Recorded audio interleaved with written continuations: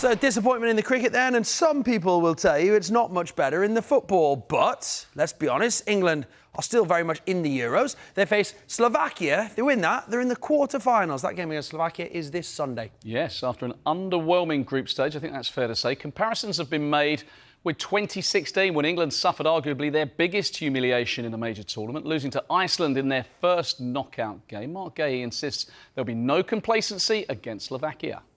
The best teams in the tournament.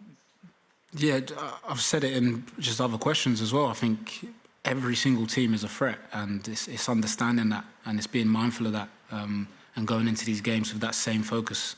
So I think if we do that, we'll be okay. We haven't done any team analysis on them, but we all watch the games and we know they're a really good side. Obviously coming, I think it was third in the group they qualified. But yeah, they've got some really good players in their team. Lobotka being one, the obvious one from Napoli, but a lot of good players.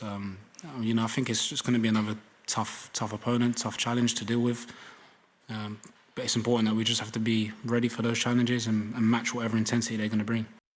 England do have a lot of players at the kind of borderline age in their career in terms of kind of being considered still an element of kind of promising talent, not yet fully fulfilled, to kind of really senior players in their prime. And maybe that's something we have to see on Sunday. And again, there's so many echoes here, given it's such a kind of callback to Euro 2016 as well. So England drew 0-0 with Slovakia in that tournament before a last 16 game that was seen as very winnable, with a lot of kind of tension and issues swirling around the team. So there are echoes, but England, it's a bit of a fork in the road moment.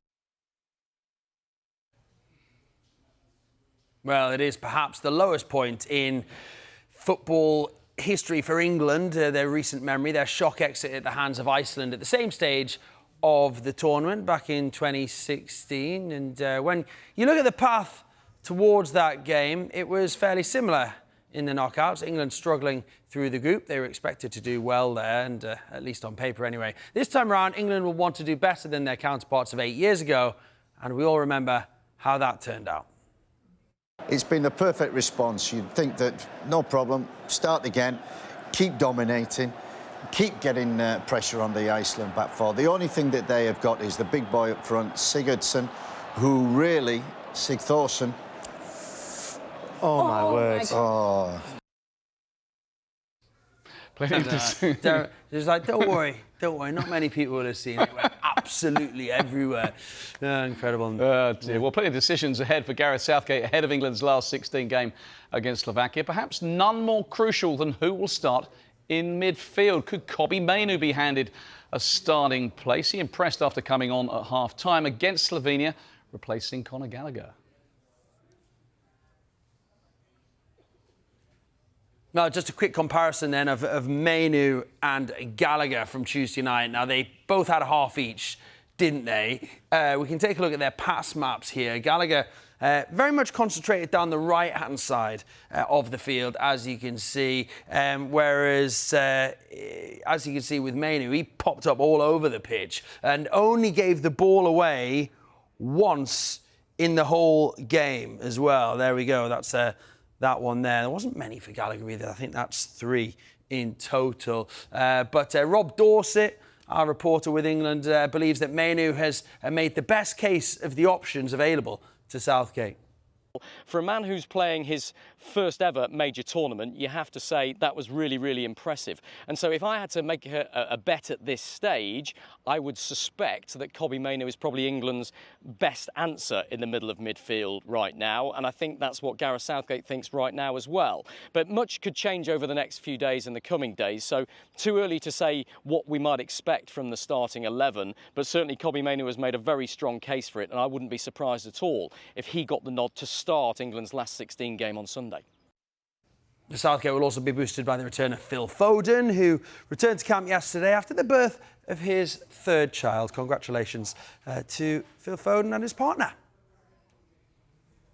Well, if that trip down memory lane a little earlier to 2016 didn't put a shiver down your spine, then this might, because England's dreaded penalty record at major tournaments makes for worrying reading, though they have won 2 out of 3 under Gareth Southgate.